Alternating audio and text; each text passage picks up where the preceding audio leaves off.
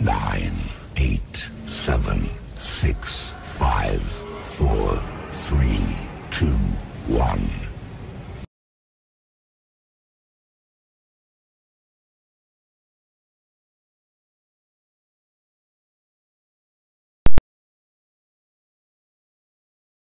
And has released a photo of her as they believe there may be other victims.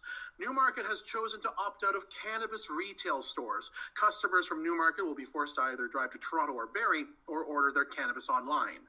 A bit of cloud -2. This update is brought to you by Frank Catolo on 148.ca. Psychology Today, Dr. Shrinkin 2019 on 148.ca/Frank. I'm Philip Hong from SR National News. Now here's Mike Roddenray with North American Harness Update on 21st anniversary SRN1. The starter has called the field to the gate. This field is in motion and approaching the start.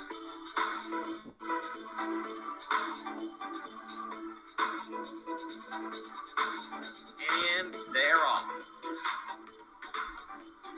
And it's a battle into the first turn for control. The battle continues by the half and approaching the far turn. Stride for stride past the three-quarter pole and approaching the top of the stretch. And as they hit the top of the stretch, it's Mission Brief, foiled again, Muscle Hill, Captain Treacherous, and Vegas Vacation. Lucky Jim, a rock and roll dance, be a magician. Sebastian K approaches the line. Guccio is coming late, and as they hit the wire, it's too close to call. Now here's North American Harness Update on SRN1. You know, one thing I've always wondered is we have this big problem with global warming nowadays. You know, the icebergs are shrinking, the oceans are growing, but has there ever been a point, and I posed this question as one that we will probably not answer through the remainder of the show, but it's just it's a nice little exposition to what's about to happen over the next 2 hours. So, if we have a problem with shrinking icebergs, was there ever a point where the icebergs were growing too big? A point where the other threat to humanity was that the icebergs were going to take over, much like the Ottoman Empire tried to do with the Roman Empire back in like the 1400, whatever the. You never heard of the Ice Age? Was that a thing? Was that a thing that happened? I don't know. Maybe I'm not the one. Maybe I'm not the one to answer that. But customary with many things, everyone in this world is out there trying to prove something. I am trying to prove the least amount of things possible. I certainly do that with this 2-hour show I do from my basement. As always, joined by Mike Ribozzi, Ron Allen Jr. This is North American Harness Update. Mike and Rod, I'm sure things are going splendid for you. Rod, of course, still we haven't started the GoFundMe page yet to get his brain repaired, so that way we could bring actual vocabulary back to his mouth. Well, I don't know if you guys know or not, but right now, actually, that just ended 5 minutes ago was the NAHUPicks.com hashtag Bang Bang Stakes on Catch Driver. And the hashtag Bang Bang Match Races. Did you win?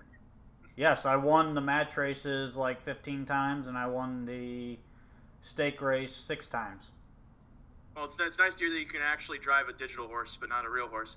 You see, ladies and gentlemen, North American Harness Update, of course, associating itself with 1990s gang violence. That's what we stand for. And this is the part where the patriotic music plays, because we believe every American has the right to die by the colors they wear and not by the skin of their clothes. Us here at North American Harness Update, the music is still playing at this point. And I start saying something about taxing the rich, but then I go, but not too much, not too much, because we don't want to irritate those Republicans. And then the music would probably stop there because, I mean, taxing the rich, that's just the most un-American value in existence. George Washington didn't tax the rich. John Adams didn't tax the rich. They didn't even have rich back then to tax. Is this a history lesson, or are we going to, get to work?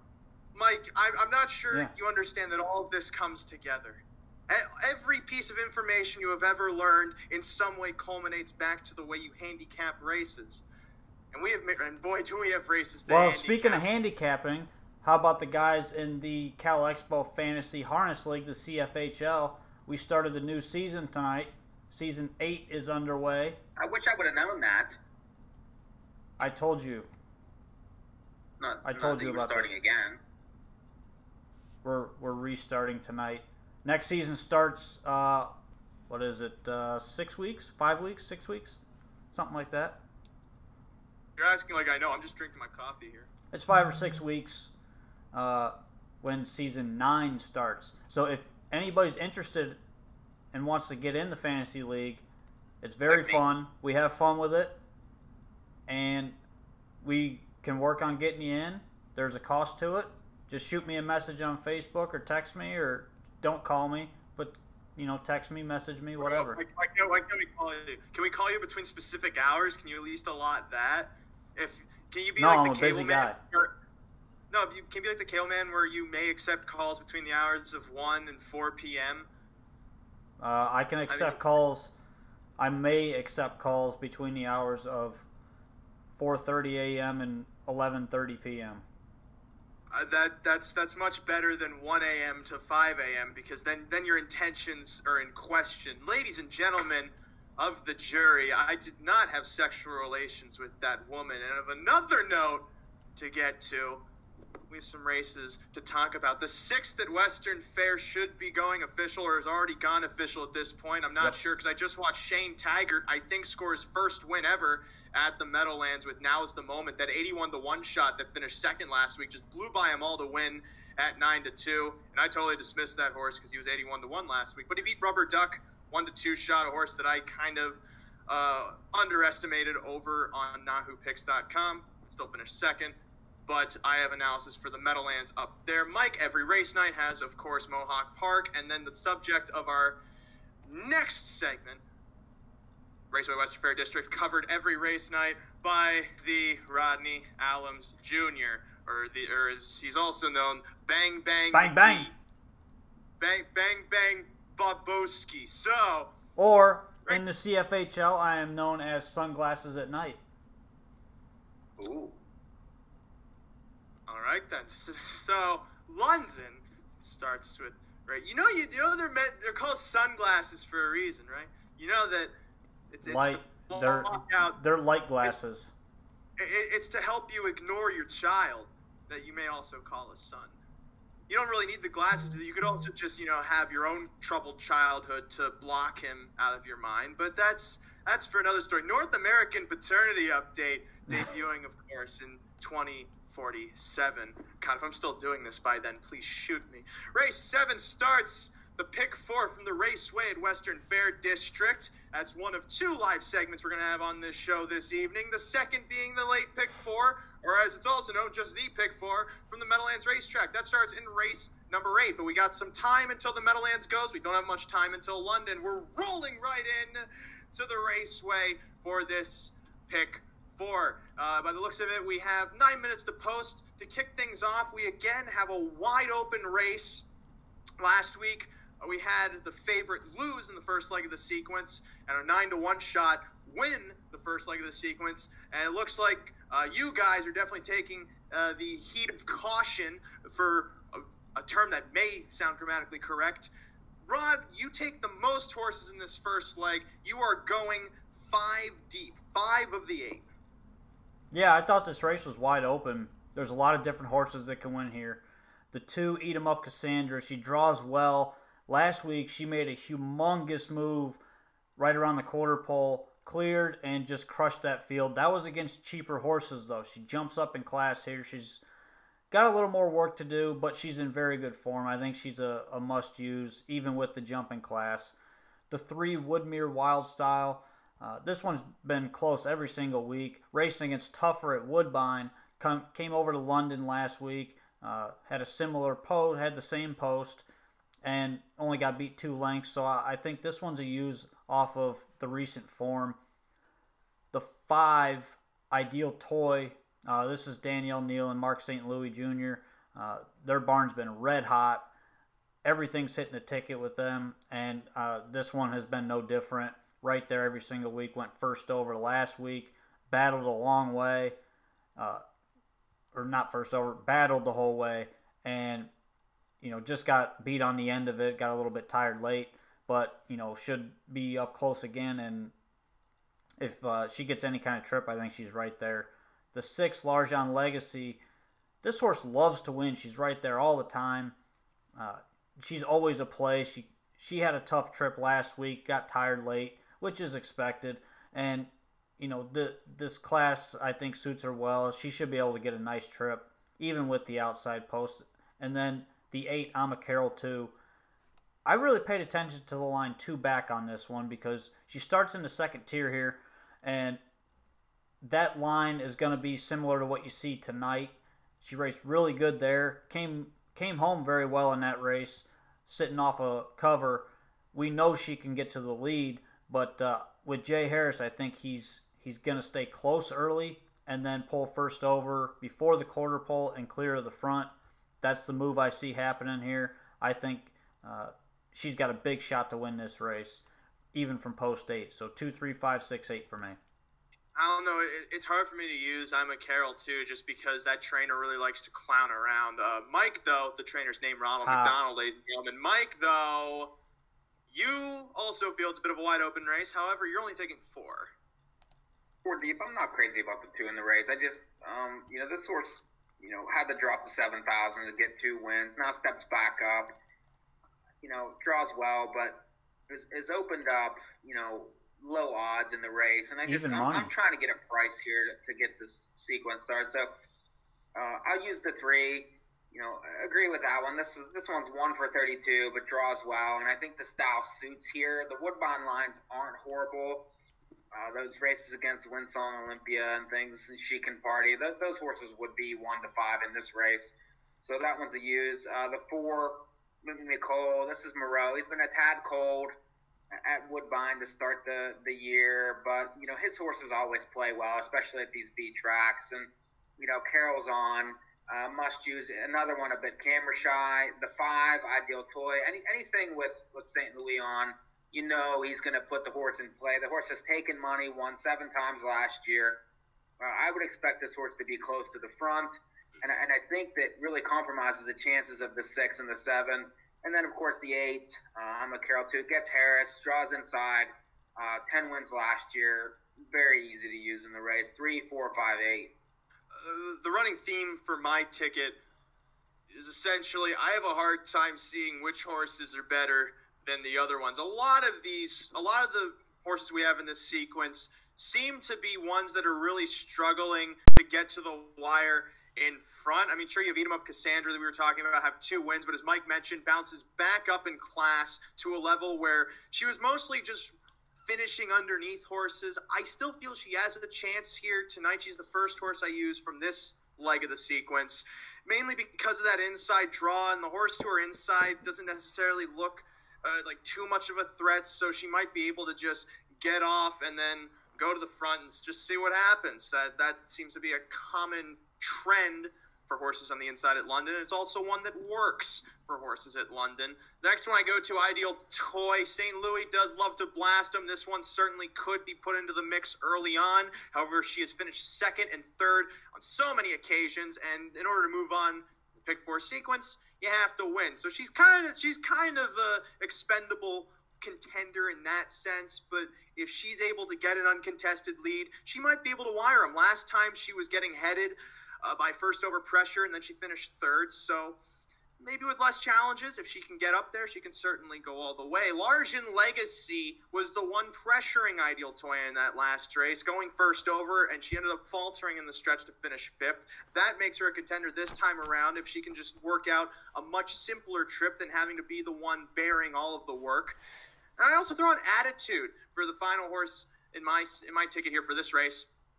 From post 7, might be able to blast off the gate, comes in off a win against $15,000 claimers, even though it was from the rail as the favorite. Her other starts at companies near this one are fairly decent.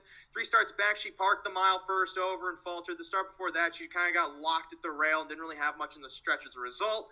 So she might be able to work out some kind of trip from this position, or just go guns a-blazing and find something from there. I'm going to be 2, 5, 6, 7 in this first leg of the pick four. Second leg is race number 8. We're going to have to roll through this much quicker. I'm going to start off with Mike. I can understand why you went all here, because it's a sketchy race.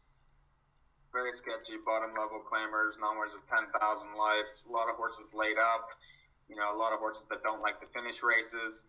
I really have, no opinion in the race. I mean, the 4 is going to be very low with these connections. I'll try to, but the horses burned money before, so all for me to move on race 2. Rod, you are taking a more decisive angle and taking 3 of them. Yeah, a little bit. The 4, Miss Simone, coming off the qualifier, missed a lot of time, but, this one's fast enough. She's got small track experience. Obviously, there were issues there last year, but I think she's good enough to win this race off that qualifier. There's not really much in here. The 6, Scottish Light, second start over the track, definitely needed that last start. The horse was 1 for 22 last year, but hit the board in over half of her starts. So I think she's a play here, coming off of that, second start, back off that layoff. You're going to get decent value as well. And then the 8, Groovin' With You. This one gets Travis Henry to drive. That's the biggest thing for me here. I think she's going to have a good setup here. She's going to be close. So make sure you throw this one on. She's another one that's going to offer some value, and that driver change is pretty significant there. So 4, 6, 8. When I was scrolling through the page here, I had a hard time finding any other horses other than the 4 and the 5. And I'm not even that confident in either of them. Miss Simone, coming in off that layoff, hasn't raced since July, has that qualifier where she chased better horses home to be 3rd in 2 minutes 4/5. So it's very hard to gauge how much form she actually has coming into this race. But looking at her starts prior to, she was racing over at Hoosier on much tougher circuits than this one. So maybe the class would be enough for her to get to the wire in front. I hesitantly use her, as I do with the 5, way over. She's been racing at this level in the past, or near this level. 2 starts back was first over, finished 3rd. 3 starts back was first over, finished 9th by 17 lengths. Has some tough trips. Then last out tried to wire them, but couldn't do it. Couldn't go all the way over at Flamborough. Her most recent start at London is the reason why I throw her on. Even though she was first over, she still managed to hold on to be 3rd. So maybe she has some sort of affinity for this track and can benefit off a much easier trip. I thought about using Scottish Light, but those lines from PEI, I don't really feel that they weigh that well with this group. But then again, this is a group I'm not really that confident with in the first place. So I can understand, Rod, you using this one. This horse was bet first start out from post 7. Now it's going to be a bit of a higher price. But again, PEI shippers, I always have a tough time going with them over here in Ontario. They do well. They do well. 4, 5. I'm a Carroll 2. Perfect example. I'm a Carroll 2 was a PEI shipper. It takes them a while to hit their best She strides. won her first start. Race 9, you can't prove that, mister. Yeah, I conveniently prove people wrong. Race 9 is the 3rd leg of the sequence. Another $15,000 claimer. It's a condition claimer on the pace with 8 horses going postward. Rod, we'll start with you. You take the least amount of horses of all of us. You're too deep. Yeah, too deep here. The 2, I Love What I Do. Very, very good race last week. That alone made me want to play this horse. I think the horse is coming back into form. Fits well here. This is kind of a softer group. Horses that just don't like to win, really. And a lot of them are struggling. So 5's won 5 in a row. Well, that's the other one I'm using. Blue Moose. Obviously that one you have to play off of 5 wins in a row, and the form is just too good to ignore there. I didn't see anything else in this race that was worth throwing on my ticket, so I'm just 2-5 here. I mean, you don't have to throw that horse on. That last win was very narrow. A bunch of them were closing in on him late after he got that perfect trip. So he can lose. And Mike, I understand you feel he can lose because you used 2 others aside from him. Yeah, the 4 just got beat by this one last time, and that was first time London. I'll try this horse back, especially drawn inside the 5. I think that's an interesting, a little bit of a, to lose a neck and then be drawn inside. That'll help him. Carroll is back on. And then the 7's worth using, Boots and Bryan. Really, those races at Woodbine, make this horse a fit here. Stolen Art is very sharp. Lost to that one 2 out of the last 3. He's going to sit and probably come and make one move. That's a typical Kerwood kind of drive. But he could be live late in this one, 4, 5, 7. 2 minutes to go until this race, so I'm just going to read off my ticket as follows. For 20 cents, my pick 4 goes 2, 5, 6, 7 with the 4, 5, with the 2, 4, 5, with the 1, 3, 4. $14.40 for 20 cents. Mike, your ticket. 3, 4, 5, 8 with all, with 4, 5, 7, with 3, 4 in the last. That's $38.40. I did play it. For 20 cents. And then, Rod, your ticket. 2, 3, 5, 6, 8 with 4, 6, 8 with 2, 5 with 1, 2, 3, 4, 9. It's $30 for 20 cents. It's in. And if you missed all of those numbers, just hit a random amount and you'll be somewhat close. 1 minute to go here. 4 to 5 favorite. The 2 Eat 'em Up Cassandra, entering off of 2 straight wins, but moving up in class. 2 choices as the odds just shift now. Eat 'em Up Cassandra's even money. Second choice at 7 to 2. The 3 Woodmere Wild Style, trying to get her second win in her 33rd start. Now at 9 to 2. Then the third choice, the 5 Ideal Toy for St. Louis, was bet down from 9 to 1 if I just saw that correctly. The odds really price in the 8 in the race, 12 to 1 on I'm a Carroll too. Yeah, that's a tough spot because she's going to be trailing the 1 unless Harris is moving behind the 2. I don't know which one he's going to. If he's smart, he's going to trail Eat 'em Up Cassandra. Well, Eat 'em Up Cassandra has been known to make breaks leaving the gate. Mm-hmm. So you have to be wary getting behind her because she can take you right out of the race. And the 1's a Riddu Carlton shipper racing previously at Trois Rivières. So there's. I'm not sure though that he has to be like 1, 2, 3, 4 early with this one because they're going to be mixing it up. I see him launching, from off the pace with this horse, and I think that's probably the play. If he gets at 12 to 1, regardless, 12 to 1, you got to play the horse. I just did. Yeah, he made him 9 to 1.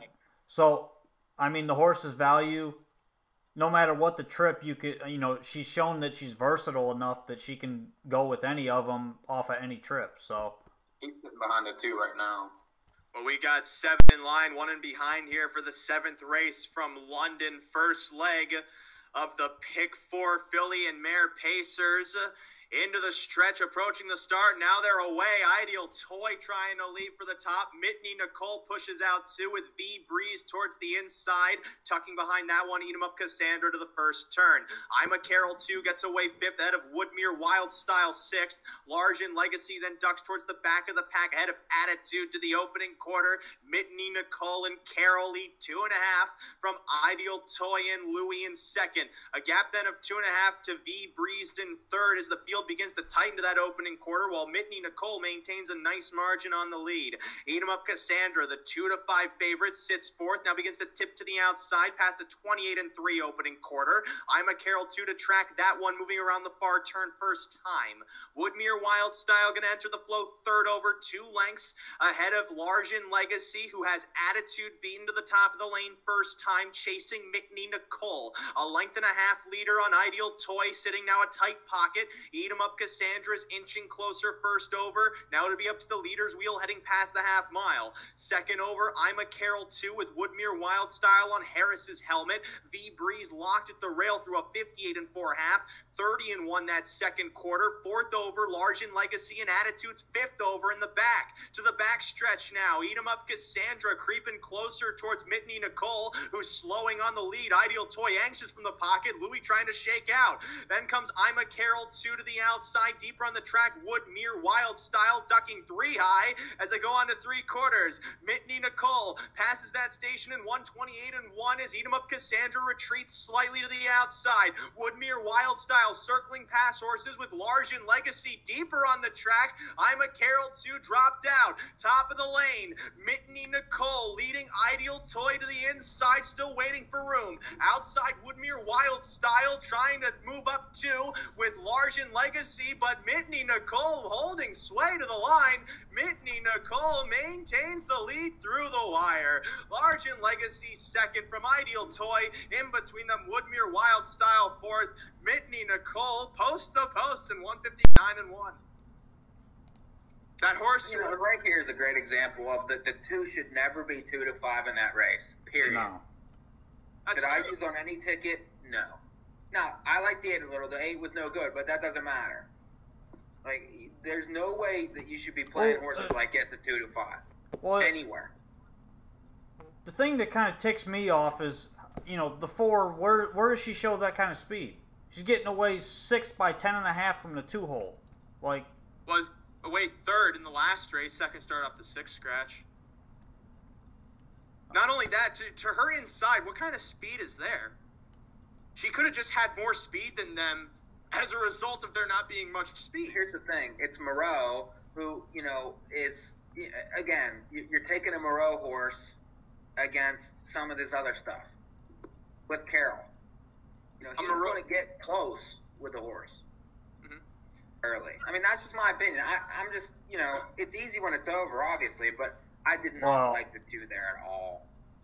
I wasn't big on the 2. That's why I was 5 deep, but I couldn't use. Yeah, that's why you're 5 deep in the race. But I can't use the 4. It's just this is the kind of stuff that you have to take advantage of whenever there's a favorite that's that bad. Yeah, and you got 7-1 on this 4 horse, who was 3-1 on the morning line. Well, I don't care about the morning line, but I'm just saying that this is a curious to see how far this horse plays in the pick 4. Like, we'll see. The fact that it was a should be 20 horse, to 1 in the pick 4. I mean, the horse should have been 20 to 1 on the board. No, come on. I think your own internal biases are expressing themselves now. Like, I can understand why the 4 won the race. I look back at that last start, the second start off the 6 scratch I was talking about, and the horse sat was on the rail and couldn't win. Yep. Yeah, got beat by the 8. Okay, was cutting into the deficit, still was gaining ground. That's the thing, gaining ground off a perfect setup. Perfect setup there. Went extremely fast on the front tonight and just held everybody off. Was different horse, really good. Well, see, the 8 didn't get his trip mate necessarily too. I mean, that was another problem, but I mean. Whatever. They weren't really closing, though, either, so that also contributed to it. Largent Legacy launched a little too early, perhaps, and started fading into the stretch as a result. The 3 never finishes the race, so, of course, she finishes underneath. And Eat 'em Up Cassandra did most of the work first over. She probably didn't have much left. There's so many circumstances that add up to the 4 just wiring them, because you have this wall of horses who don't have much left in the stretch, basically blocking the rest of them off. And the 4, just by virtue of being on the lead, gets there first. Like, it makes sense watching it. But in terms of handicapping, I didn't have the horse, but I see how she won the race. Well, yeah, you can see how she won after, but handicapping that horse to be on the front end, if you just told me that horse to be on the front end, I would have given you 300 to 1 odds and laughed at you as I collected money from you. And then when that horse made the front, I probably would have been jumping off the building. Yeah, why would you do that? Why wouldn't you just run before you committed suicide? That seems like a quick, for lack of a better term, jump to conclusions there. You're jumping a little far there, if you ask me. Well, I mean, would you not take that bet? You think that horse was going to be on the front? I admittedly thought Ideal Toy could get the lead, but as soon as Carroll left to the inside, like I was saying, the 1 doesn't have much speed, the 2 doesn't have much speed, the 3 doesn't have much speed. I can understand. Did I see it happening? I saw it as unlikely, but am I going to say that it was impossible? No, it wasn't impossible. I'm not saying it was impossible. I'm saying you're saying it was highly unlikely. Yeah, very highly unlikely that horse would be on the front end. I'm not sure if you know how odds convert, but 300 to 1 is about 0.3% or less. It might be a little less than that. I would have given you 300 to 1. That's close to impossibility. As much as betting the lottery is impossible. Well, it's not impossible to bet the odds. It's impossible to win betting the lottery. Nonetheless, Mike moves on in the London pick 4. Rod and I knocked out as Mitney Nicole goes wire to wire in that first leg. We have to move on towards the Meadowlands because their pick 4 sequence is starting soon. Race 7 should have either gone or be going at this point. It is They going. just finished. Oh, they just finished? What did it come in? Tell you in a second. I'm up now too. my very I'm sorry, I was looking at Woodbine. 9516. 9516. That's 10 past seconds again. that is a cold triple, if I'm not mistaken, given on NAHUpicks.com. That's good. Bang, bang. Yeah. Let me double check that. 951. Yeah, I didn't have the 6. I had K's Delight. That race for 4th was very tough to figure out because all of the other horses. I don't think we need to worry about picking horses for 4th. I mean, No. that's, Well, and that's not necessarily what my contenders mean in the first place. It's horses. It's the order in which I like the horses, not how I think they're going to finish. Because I mean, sometimes you bet your second choice, sometimes you bet your third choice. It's all based on the odds. And the fact that Delightful Memphis was not the favorite in that race is an overlay. Winning at 5-2. Jeez. I will say, I do like the 7 here in race 7 at Woodbine. I know I haven't been very good tonight, but I do like that horse quite a bit in the race. He should be very good coming back here. We hop on to a metaphorical airplane and fly back to East Rutherford, New Jersey for the pick 4 from the Meadowlands. It starts in race number 8. And Mike, you have some splaining to do. This first leg of the pick 4, if I'm not mistaken, is a trot. Yes, it is. Numbers of 5,000 in the last 5 starts. A field of 10 going postward. Mike, the man who is not afraid to use the all button in this case, takes 6 of the 10. Give us a little taste of why. It's lunacy. I should take them all, really, and I might on my own personal ticket, especially after what happened to me earlier tonight. But I don't know. It's a tough race here. I mean, numbers of 5,000. There's a lot of horses, in that middle class here between numbers of 5,000, numbers of 8,500. I'm going to try 6 of them. If you're playing, probably take them all, but the 2's worth using. Raced well first time here, numbers of 5,000.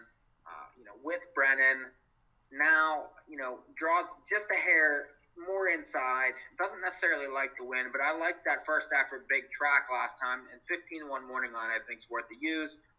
The 3, is dropping down. Had been racing numbers 11.5, numbers of 8,500. Now gets numbers of 5,000. Lost in that Texarkana race where really no chance whatsoever. The top 2 dominated in the race. This horse should be better here off the drop and kicked 27-3 last time. Any repeat of that is worth the use. The 4, this horse has won 3 out of 4 at Saratoga, 7 times last year. This horse mostly excels in a smaller track, but I'm curious, the fact that he's so sharp and I'm spreading out, I'm going to use that one. The 5, has won 2 out of the last 3. Another one racing well and maybe a little bit cheap, but I'll use that one. The 7, this horse race numbers of 8,500. Really first up, no chance last time. Drops again. Eventually, the horse, is going to get a trip that probably, should be in his favor. I mean, he is 11 years old, but he's made a little bit of money. So we use that one. And then the 8, Can Do, another one that's classy, made over 500,000. Really is off form. Gets Ginsburg here, and will be hidden, I think, can be a price. So 2, 4, 3, 4, 5, 7, 8, and on my own personal ticket, I'm probably just going to use all. All right, I'll get to what I think in a second. But before I get to that, what's more important is what Rod thinks of this first leg. You're 4 deep here, Rodney. Yeah, 4 deep. I'm going towards the middle. The 3, Mandela Blue Chip, comes in off a very good effort last time from way, way back. Had poor cover there. Almost got there. Just needed a little bit more room. Dropping class helps, and I think this is a spot where he should be showing up. The 4, Odyssey Blue Chip, extremely good form right now, shipping in from Saratoga. And I love those Saratoga shippers. He's had good trips over there for the most part, but that last one from the outside, I thought was a pretty good effort there. I expect to see him close. Horse likes to win, and he should be able to work out another good trip here.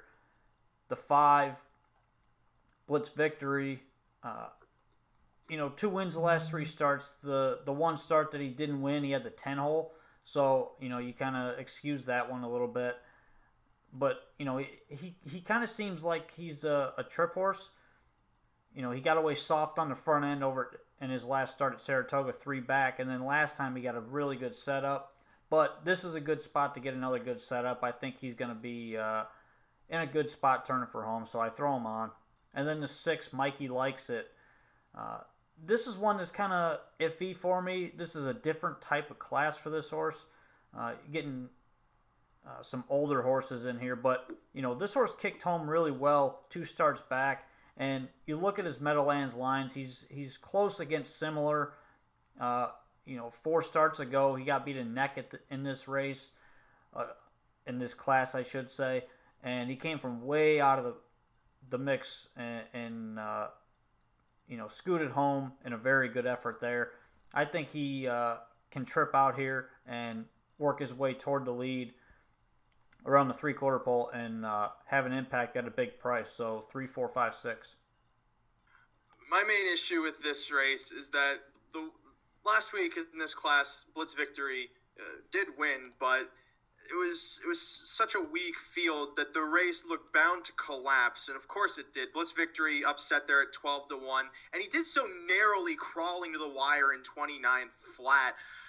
Duluth was 50-1 up to get third, I think. Plum Hanover was 80-1 and got second. And I of course remember this because I had Bastille in that race, who seemed to have a lot of trot but couldn't get through because all of the horses that were on the lead were just crawling with lack of any kind of stamina left in the tank whatsoever. So I have a hard time gauging Blitz Victory, Duluth, those horses because of the quality of stock they beat and the manner in which they beat it. I think that there's some other horses here who have the back class capable to transcend those horses that benefited from specific circumstances. Mandela Blue Chip being one of them. This horse was racing at numbers of 10,000, 14,000 in the past and drops down from the $8,500 level he raced in last week, where he finished 4th, coming in 27 and change. Of course, that wasn't necessarily a great collection of trotters either. Texarkana I was not a big fan of, but Possessed Fashion is a somewhat classy horse who got nailed on the wire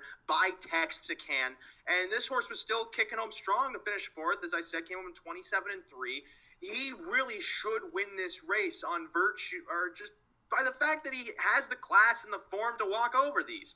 Mikey Likes It can potentially perform well here. Last out raced over the slop on December 28th and didn't really seem to take to it at all. Road covered the entire way, parked the mile, but in the stretch had nothing left, ended up finishing 8th. The start before that, even though it was a bit of a moist track, he still kicked home to finish 2nd behind Durf Hanover, a horse who was raced really well at that non-winners of 4 and those non-winners of X amount of races levels. And Durf Hanover was one that was doing that wire-to-wire. This guy was at least cutting into that margin. 4 starts ago at this level, finished 3rd from off the pace. So he has some interest. It's just, A, on what day do you catch him? And B, is the track going to be right for him to go about his business? It's tough to gauge, but he's a potential upsetter. And then the 7, Ulan Noir. I had nothing else to say there. Ulan Noir, whose name in Slavic translates to Bat Ocean. This horse also drops in class after trying to lead horses last time against Tougher. Mind you, this is one who has always raced better tracking down horses when he's had a target of some kind to nail at the wire, so to speak. 3 starts back was 2nd, going first over from post 10. The race after that was in against numbers of 11,000, racing against much tougher competition. It was definitely in over his head there. He finished 6th by 11 lengths. And his race last out, I'm excusing entirely because this horse does not seem to do well on the lead. If he tries to stalk the pace this time, ride some kind of cover, which Dexter Dunn, he tends to put horses off the pace, or at the very least try to stick them up close to stock and make them interested in what's happening in front of them. And I, of course, am I'm making this up entirely, but it might end up coming into fruition and make me look like a genius. Nonetheless, I'm 3-6-7 in that first leg of the pick four. Really, Mandela Blue Chip should just blow them away. There's no reason he should lose that race unless he finds a reason to. Second leg is the 9th race. That was an $8,500 trot. This race I felt was also tough. You got 10 horses going posted here. Last X's and O's, one of them. This horse has won a double-digit odds in his last 2 starts. Moves down in class here. Mike, though, you thought this race was a bit easier than the last. Pretty deep. The 5 Durf Hanover, very sharp, 2 in a row, winning 2 back with ease. Last time, grinded out a win in the slop as the favorite. Has looked good last 2. It's as a must-use. The 6th, Miss Ruby, no shot last time, ended up being placed second as the favorite. Prior to that, had won 2 in a row. I would expect another decent effort. And then the 8, Just For You. This horse, another one that with this horse caused trouble last time, but, is sharp. And, if this horse behaves, I think is worth taking a little bit of a price. So 5, 6, 8 there. Rod, you were very close to taking those exact numbers, except you take the 7 instead of the 8. Yeah, I'm 5, 6, 7 here. I don't really have too much to add from what Mike had. With the 7 X's and O's, 2 straight wins. The horse is coming in sharp. I think is probably going to be able to work out a nice trip once again, and is going to be decent value again. You're not going to get 20 to 1 or what was he last week, 17 to 1. You're not going to get that again, but. She plays in this race, and she's in really good form right now. So I throw her on. Think she's in for another good trip from a very similar spot in this race. So 5, 6, 7 for me. By the way, if you're watching the graphics of our pick 4 tickets at the Meadowlands, Mike's ticket is not $45. It's $135. No, it's not. Yes, it is. No, it isn't. I punched a damn thing with all. Wait, did I make a mistake? It's not $135 unless he has the wrong ticket. No, what happened was Mike has the 1 singled in the 10th race, and I forgot to clear that out. Oh, yeah. Wait, yeah, then it's $45. I sent it incorrectly. You see, when you're making graphics with 20 minutes until the show goes on there, you have to make 6 of them. And also, Rod is heavily criticizing everything you do. You're working under a lot of pressure there. Also, we have 1 minute to go until this race at London, so I'm going to be very brief. I'm 3, 6, 7 in the second leg of the Meadowlands pick 4 as I open up London by mistake.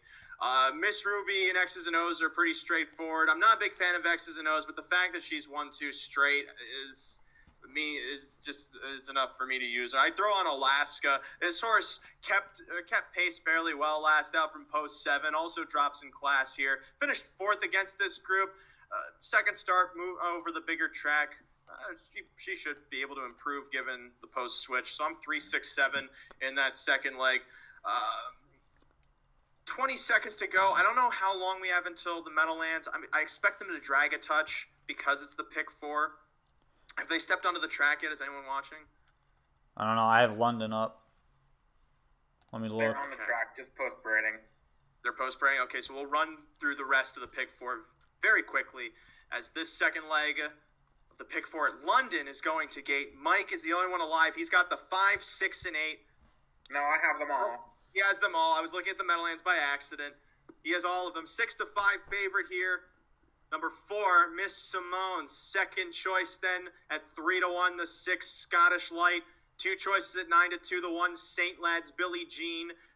Those odds just changed, but the 8th from London has reached the start, and it's off from the center. Miss Simone, she veered her head, but she's moving for the top. Classic Smiley, wide of St. Lad's Billie Jean, pushing through the inside for position around the first turn. Grooving with You, going to continue to park Classic Smiley as she takes the 3rd spot ahead of Way Over, getting away 5th. 6th away then, Scottish Light. They're then back to Godreau Machine and Better's Instinct, but the 2 to 5 favorite, Miss Simone, is a 3-length advantage on St. Lad's Billie Jean to the quarter. Sitting 3rd, Grooving with You, ahead of Classic Smiley for 4th. Godreau Machine sits 5th. Way over then is back 6th. Scottish Light ahead then of Better's Instinct as they roll around the far turn. Miss Simone has an open lead here of about 4.5 lengths, and it's expanding past the 28-3 opening quarter. Miss Simone speeds into the lane first time, well ahead of St. Lad's Billie Jean sitting second.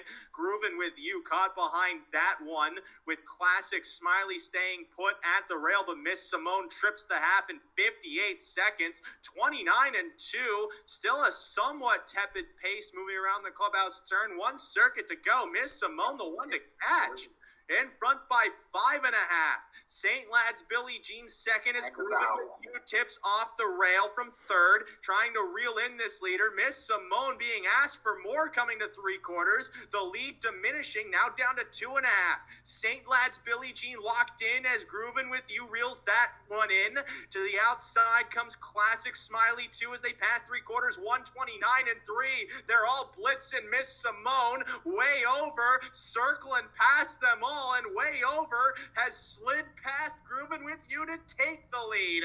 Behind them, Classic Smiley third. Miss Simone retreating from the action as way over cruises into the lane. A length better than to the inside, Groovin' With You. Classic Smiley trying to hold third from St. Lad's Billie Jean. The line coming, and Groovin' With You reemerges at the inside to upset. Way over, might have held second from Classic Smiley. It's a photo there in 2-0, 2-1.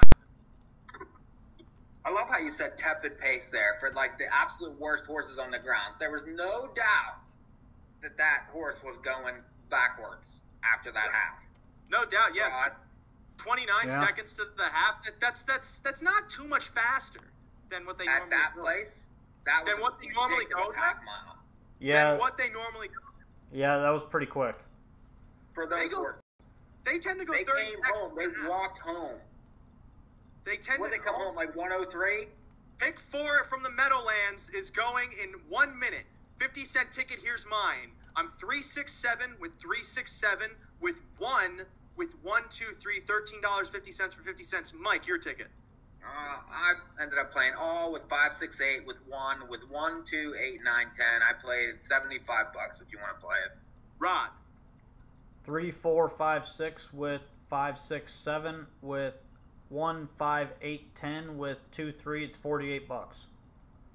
All right, those are the tickets with 25 seconds to go. They usually go to the half there in like 30 seconds, sometimes 31. So 29-3, 2/5 of a second. That didn't seem like much. It did not. No, but they went. That first quarter was ridiculous for that class. 28-3. They went 28-3 in the race before that too. You got to remember that class is that's a non-winner's a 10,000 lifetime to be claimed. That's literally the bottom condition claimer they have there. Why don't you call the race? I'm just saying, like, it's not. I'm sorry, I shouldn't have said a word. But you know, when you said that, I was like, oh, these horses are flying. Well, yeah, but I mean, relative to how they usually go there, it's whatever. And that's why I'm not even gonna go into it. Never mind. All right, don't. This race from the 8th. Meadowlands 8th, even money favorite, the 3, Mandela Blue Chip. 9-2 on the 9, Tech Titan. 5-1 the 6, Mikey likes it. Field of 10 in line, in behind. Approaching the start. The 8th from the Meadowlands is now off and trotting. Tech Titan to the outside. Shows speed from the center. Blitz Victory bolting out. With Mikey Likes It moving in tandem around the first turn. Carried 4 wide there. Swan Credit to the inside. Pushes out for position 2. Gets away 3rd. Duluth. Or rather, Odyssey Blue Chip away 4th, Duluth behind him 5th, the favorite Mandela Blue Chip away 6th. They're then back to Ulan Noir to the inside of Tech Titan, who's backed up to the rear of the field. Can Do the penultimate, and Shady McCoy moves off the rail from last. 28-2 the opening quarter. Mikey Likes It cleared Blitz Victory, who's now back to the outside to brush towards the lead, heading past 3/8. Swan Credit stalks the 2 from 3rd, while Odyssey Blue Chip rides Miller's Helmet from 4th. They stack up from the back now. Duluth flushed first over by Mandela Blue Chip from 6th, now moving 2nd over to the inside. Can Do rides the pylons. 3rd up comes Ulan Noir with Tech Titan 4th over, and Shady McCoy trailing the field through a 58 second half. 29-3 that second quarter. Blitz victory to the far turn. A length leader. Duluth moves up to apply pressure. Mikey Likes It locked in now as Mandela Blue Chip is cruising up to be 2nd over, only a length and 3/4 off the lead. Swan Credits shuffled back to 6th by Ulan Noir. Stride for stride with that one from 3rd over. Tech Titan begins to move wide from the back with Shady McCoy tracking that one, and Odyssey Blue Chip shuffled out of contention to 3/4. Blitz victory. A narrow leader on Duluth to the outside, beginning to back up, while Mandela Blue Chip has now kicked 3 high off 3/4 in 1:27-2. And Napolitano releases Mandela Blue Chip off cover, trying to get past Blitz victory, coming to the 8th ball. Blitz victory, though, a stubborn leader, leads by a length. Outside, Mandela Blue Chip gaining ground and ever so slightly creeping towards the lead. Mandela Blue Chip getting past Blitz victory, and Mandela Blue Chip gets up by a neck. Blitz victory 2nd from Mikey Likes It, then Shady McCoy in 1:56-1. All right, even money favorite to start there.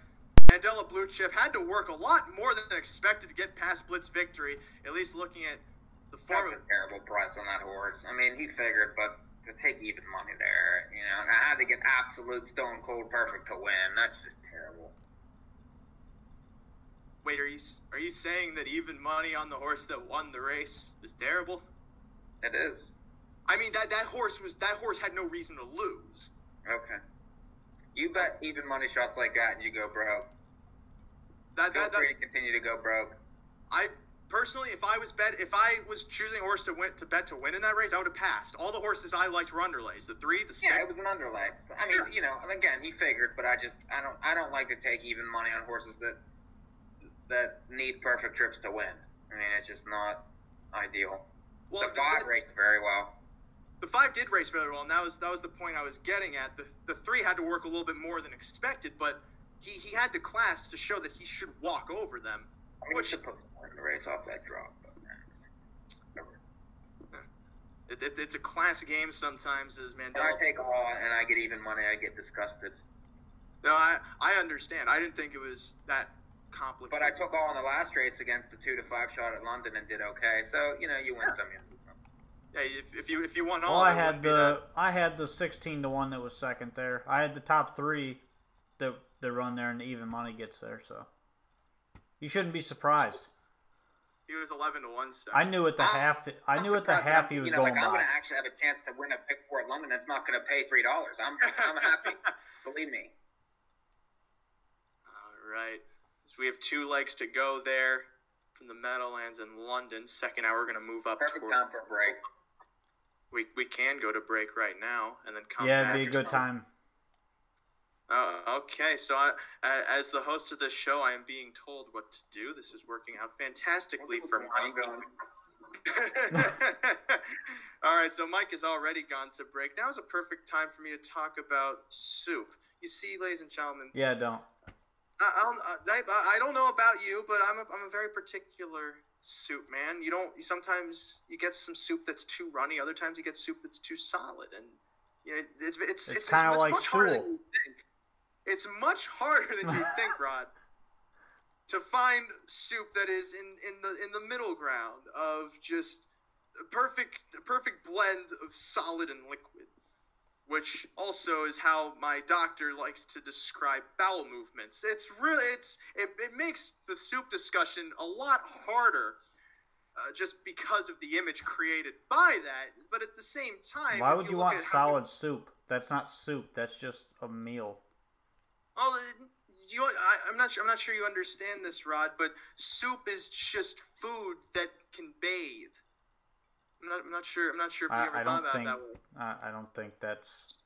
Soup is just whatever you were going to have for dinner, but if you wanted it to swim. Rod, how much do you like this 2 at London here in the next... The 2 at London... I'm pulling my program back up.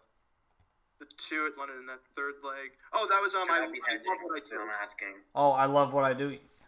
What kind of odds you got? Or not 4-1, but I don't have this horse in the ticket, so I'm like curious. Do I need to hedge here? I probably would because you're live to some good money. The horse has a legit shot to win the race. I would hedge if I was you because the horse draws better tonight. She came from way out of it last time on a track that. $42 live. Ooh, this could be good. This is gonna be juicy. How much is the question with the two? $42. Wow.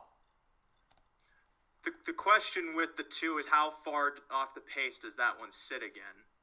Ultimately, I'm hoping pretty far. It could be a fast closing, lose by no second. I mean, that's very possible. As that race is coming up in 20 minutes. How many minutes till the third leg from London? There is 6 minutes. 6 minutes, perfect. We're gonna head to a timeout, and when we come back, I'm gonna be throwing out yellow cards left and right, babe. We're gonna go full blown black-white stripes on the field. I want fair game. I want no pushing, no shoving, no mosh pit. No intentional homicide. No unintentional homicide. We can Bang, talk bang. about. No harassment of any kind, especially of a more sensual nature. As we'll have a clean and fun time in the second hour of this show. But before then, we gotta leave. We're gonna stay on the airwaves. It's just our voices gotta take a little snooze. So we'll have more North American Harness update coming up here on SRN1 and on the video stream after not this, not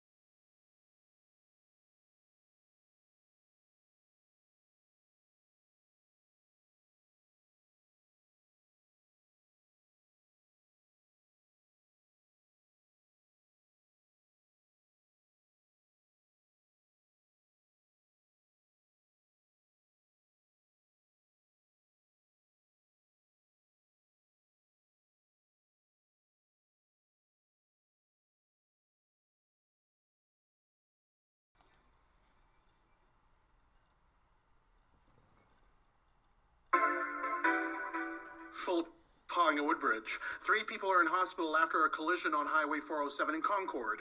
OPP say they were called on Thursday morning after a 3-car collision was reported. Yeah, you know me. Westbound lanes of Highway 407 were closed west of Jane for the morning, and 3 people, including a York Regional Police officer, were taken to hospital. A Toronto house cleaner stands accused of stealing from a client. York Regional Police say they initiated an investigation last November after someone came forward claiming that jewelry was taken from their residence after hiring a house cleaning service. Officers arrested Toronto resident Annette Kiss and has released a photo of her as they believe there may be other victims. Kiss faces theft-related charges and will face a Newmarket judge next month. Newmarket has chosen to opt out of cannabis retail stores. Defying a recommendation from town staff, Newmarket Town Council has voted not to allow the sale of cannabis in physical stores. The provincial government gave municipalities the option to opt out soon after the legalization of marijuana. Customers from Newmarket will be forced to either drive to Toronto or Barrie or order their cannabis online at the government store. A bit of cloud in the forecast, -2. I'll have more updates on SRN1. For now, I'm full of pop. Thank you, Phil, and welcome back to more of The Graduate. I am Dustin Hoffman, and Barncroft called in sick, so we have 2 other sexy vixens substituting here, Mike Ribose, Rod Allums Jr. Bang, When we bang. last left off on the show, Mike is still alive in the London Pick 4. That Pick 4 with only $42 alive heading into the 3rd leg. And then What in God's name were you playing during the break? That's the Flaming Lips Race for the Prize, released in 1997 off of their hit album. I like that. It wasn't a hit album. Just, we really need to start talking about this music at I realize you have to assert control places, but this is just unreal. Well, you see, what you don't understand is that the Soft Bulletin is one of their most critically acclaimed albums. I don't care. What do you mean you don't? Well, look, just because you don't like it doesn't mean that it is bad. That's the point that I'm trying to reach here. That is the point. You know, you want to put all the time. You have to put some crap just because you can, and that nobody wants to hear. Well, you say like nobody wants to hear it. That's not true. Who do you think you? First off, who do you think you are that your opinion is the exact dictation of the societal agreement? That is such Rod, help me, please. That is such a terrible way to look at it, to express it. Next week's break will consist of one of Ray's songs and Elaine from Seinfeld dancing to it, and it will sync. Why is that a bad thing? That's my question. That sounds fantastic. Better yet, wait. I feel like you just tried to pull whatever kind of 90s reference you could out of your rear, because Elaine from Seinfeld, I don't think she'd be listening to that song. Elaine from Seinfeld, I think, would be listening to Marvin Gaye. No, the point is, that's the only way you can dance to that music. Not all music is meant to be danced to. I don't know what world you guys come from. Look, in my world, there has to be a happy medium somewhere. I don't know. That's why I suggested R. Kelly. Yeah, that's a fantastic idea. And for the rest of the show, I'm gonna be on there going, so I put these button pops inside of the people's mouths, and this and no, that's gonna turn. That's Bill Cosby. Yeah, that was my poor impression, because if I were trying to do a good impression, I'd be kicked off the air. That's the point we're trying to get at here, ladies and gentlemen. Is that, and mostly to Rod, is that there are some lines that do in fact exist. Well, since we have a couple women watching, we can put some Backstreet Boys on next week or something. No, I refuse to put. Seriously, if we do that, I'm quitting. I'm done. I'll start my own show. And that's true. The true bottom is the Backstreet Boys. At least we all agree on that. Well, at least Mike and I agree on that. Rod, you have. I actually hate the Backstreet Boys. I was just naming something. You have some real therapy that you need to work through. 4, 5, or 7, please. 10 seconds to go. Get me live.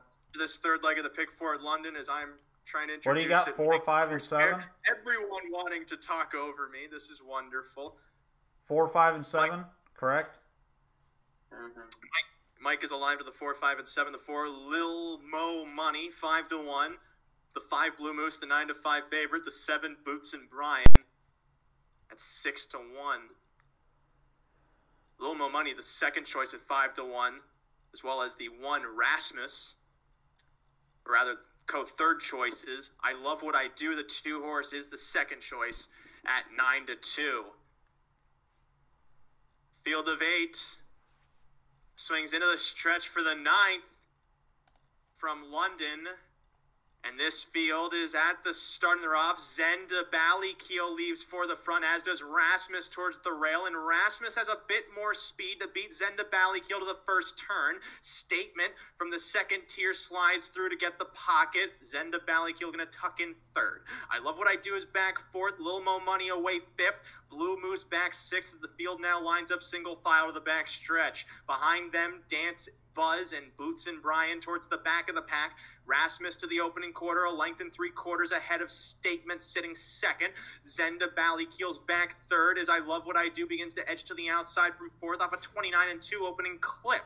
Moving around the far turn, first time, Rasmus ahead by about 2 lengths. Statement still sits pocket with Zenda Ballykiel third. Now moving to the outside, they're heading into the stretch first time. Going to supply cover to Kelly, and I Love What I Do. Behind them, Lil Mo Money races fifth. Blue Moose for Shepherd is sixth, and fourth up in that flow now as they move on to the half, trying to catch Rasmus, who's in front by a length and a half in 1 minute flat. 30-3 breather for that second quarter, rolling into the clubhouse turn. Statement still second as Zenda Ballykiel's matches strides with that one from third, losing a touch of ground, moving into the back stretch. On cover, I Love What I Do, now moving 3 wide into the back stretch. Lil Mo Money ducked to the cones, but here comes I Love What I Do with a burst of speed, now rushing up to challenge Rasmus for the lead. Deeper on the track comes the favorite, Blue Moose, ranging up to within 2 lengths of the front as they pass 3/4 in 1:29-3. Advantage still Rasmus moving around the final turn. I Love What I Do a neck away, losing ground while Blue Moose is gaining 3 wide. Statement needs racing room behind them as they come to the top of the lane. Rasmus, a length better than Statement, waiting for room. He's got it to the inside. He's waiting for the seam, though. It's closed. Deeper on the track, Blue Moose sliding up to take control as Rasmus retreats. Deeper on the track, here's Lil Mo Money moving up past Blue Moose to get up in the final strides. 2 minutes flat there by Lil Mo Money. What a drive. Alfie Carroll just... Okay, so I'm going to say it now after you guys just watched that stretch drive there. Because I wasn't going to say anything after the last race. I was gonna, and I stopped myself. But now, after you just watched that stretch drive and almost watched a 6-horse wreck. Yeah, it was bad. Dude, the guy needs... I thought the 8 was going to go down. The guy, like, they have to get him off the track. He's reckless. It was really bad. Yeah, Rasmus I don't think we showed the video because of the Blobbert system. However, to describe it, Rasmus moving around the turn, drifted off the rail. So Jay Harris, I think, was driving Statement. Yep. So Jay Harris, he almost went down. Jay Harris had room to try and go through the inside, but then St. Louis quickly moved back to the inside. They're going in Jersey too. Oh, they are. Oh, false. Which then, since the seam closed, Jay had to take back, and St. Louis, his horse, was just going all over the place. Meanwhile, the 9 from the Meadowlands went right to the gate, and it's now off and heading to the opening quarter. So in front, just for you, from post 8, gets away on top. The favorite, Durf Hanover, 2 lengths back in second. Alaska sits third to a 27-4 opening quarter. Then back fourth, Chelsea's a winner. Sitting fifth appears to be Miss Ruby. They're then followed by Down Under Matter. Behind them, Quiet Giant ahead of X's and O's. They're then back to Final Dream and Dawson Springs in the back of the field. To the half mile, just for you. A length and a half ahead of Durf Hanover, sitting second. Alaska's third, with Chelsea's a winner fourth, and no one moving after this leader to a 56 1/2. 28-2 for that second quarter. Moving to the far turn, just for you in front. of to the inside. Durf Hanover second. Alaska remains third as now Miss Ruby tips off the rail from fifth and is going to move first over, heading to the three-quarter pole. Locked in, down under Matter is second. Up comes X's and O's. Quiet Giant looks to join that flow from the back of the pack, but to three quarters, Just For You, unchallenged, unfazed to a 124 and 3 third quarter, 28 and 2. The tempo's quick up front as Just For You turns for home a length better than Durf Hanover. 3 lengths back to Miss Ruby, ranging up to be third, while X's and O's comes towards the center of the track into fourth to the eighth pole. Durf Hanover is pop pocket, and now pouncing on Just For You goes right past into the eighth pole. Durf Hanover dashing away here from Just For You. Then Miss Ruby going to take third. Durf Hanover cruising the line a length and a quarter ahead of Just For You. Then Miss Ruby third. I looked like Chelsea's a winner fourth in 153. God, that race in progress. Durf Hanover, a horse I did not have and did not like on the move up in class. Perfect trip. Did get a perfect trip at even money. That thing was on a mission on the lead. That horse raced really well, though. Yeah. Much improved effort from his most recent. And all the other horses were just too far back because they had the jump on him moving into the stretch. So we have 2 even money favorites so far in this Pick 4 sequence at the Meadowlands. I can just say I'm excited even though I'm knocked out. But by the way, if you have any money left, there is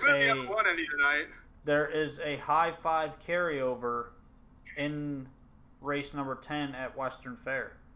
Instant guarantee, oh, really? $15,000 pool. Do you think we can get the 3 to win the last for $833? $833 yeah, it's possible. Who do you have? Yeah. 3-4. The 3 has a big shot here. 266. The 4 is 266, really? With only that much money left? Wow. I'm not a big fan of the 4. 4 is okay. You used the 4, but you also used 5 horses in that race. So could you say you're a big fan of any of them? No, I used Some 2 are big, horses. like the 5,900. I mean, that's the whole pool. 8 and the 9 are like 2 and 3 tickets. The 1's the whole pool. Ooh. Really? The 1 is the... I liked the 1. The 1's being bad. Yeah, I used the 1. There's nothing wrong with the 1. The 1 could certainly lose, but could also win. Those are really the 2 options when you come down to it. You either lose or you win. I wasn't crazy about the 1 in the race. I mean, 2... Well... maybe this kid will get this horse home, but... Those of you that missed it earlier, you're on the video feed. You're looking at Mike's live Pick 4 ticket right now at Western Fair. We don't mean that just because we gave it out live on the air, because in radio you could do things either recorded or live. We mean that the ticket so far, he's had winners in 3 of the 4 legs, and the 4th leg is coming up. For those of you at home who might not have understood what we meant by live. I think everybody knows what live is. No, Rod. No, you see, so there's some viewers at home who might have been confused by what exactly we meant. So I'm here to clarify.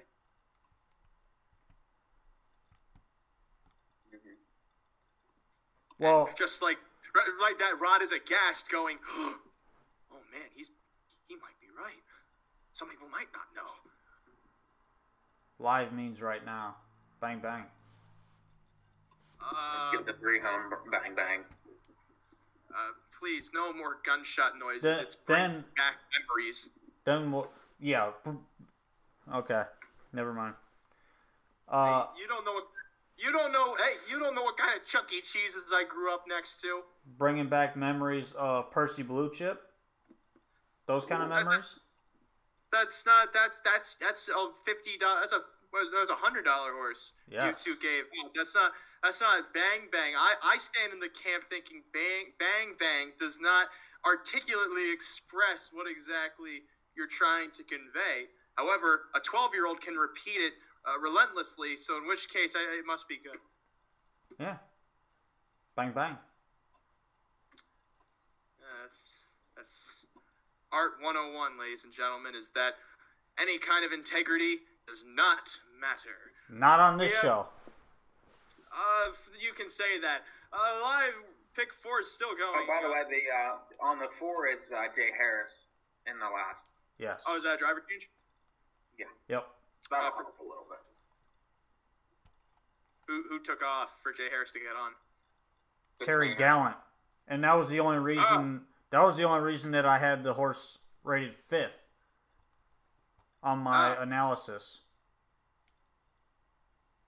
This Because of the driver. Yes. My comment was, "Will be overbet in this spot after a win. Driver switch is my concern." I mean, he probably just listed himself because he couldn't get anyone at the moment. That's one possibility. Why am I here to speculate why he listed himself? I do not care. The horse made sense. He's the guy has won 2 races out of 10 starts, so I can't really gauge that. He's a 30% trainer, so I mean, what am I supposed to say? What am I supposed to say? Am I supposed to say? My only concern with the horse is that was a big mile last time, and he could regress off of that. That is the main thing that concerned me as well. Yeah. I saw that before I saw that Terry Gallant was driving. Well, the thing with this horse, he's very hit or miss. He's been kind of like that for a while.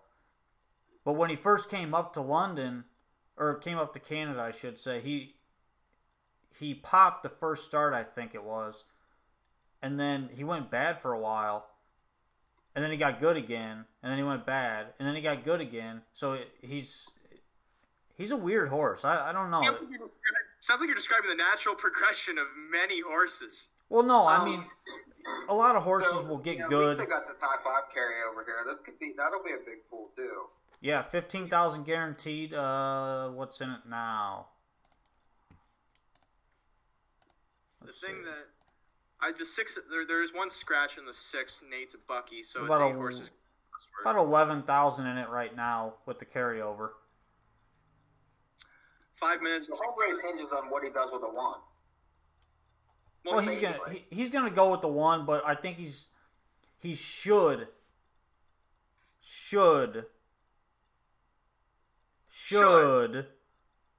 take the 2-hole trip again.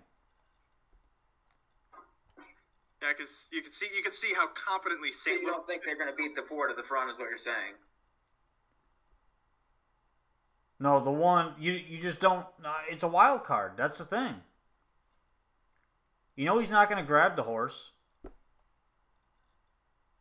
because he hasn't grabbed the horse. They've come from off the pace the last few races. I can't. Well, that's because he's been on the front. Not been the place to be. Well, that's because he's been on the front end. That's why. I know that, Rod. The front end is an oxymoron. I'd be on top of the 3 in this race. He's been coming from off the pace frequently. He's been racing very well at this point. I would love to see him come flying down. That would be fine. I would take that because I did punch this ticket. I did play. And if I were to be putting a high 5 together, which I very well might, actually I don't know if I might.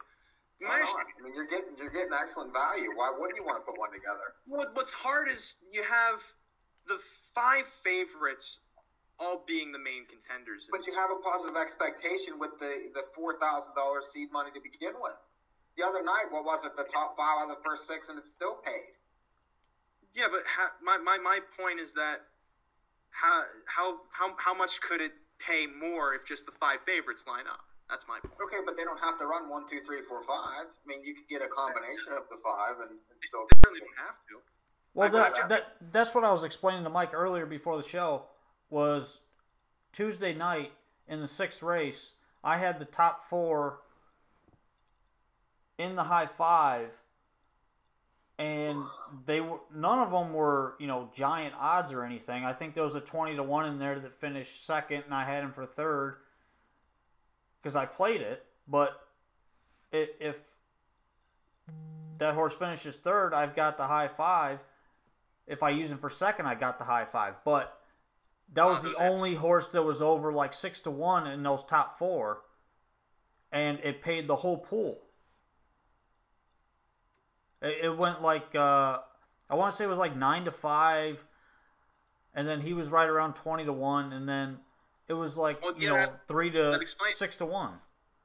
That explains it. You got a 20-1 to finish second. My point is that I don't see a big long shot getting up within the top 3. I think here's how I'm currently putting a ticket together, because I'll punch a ticket.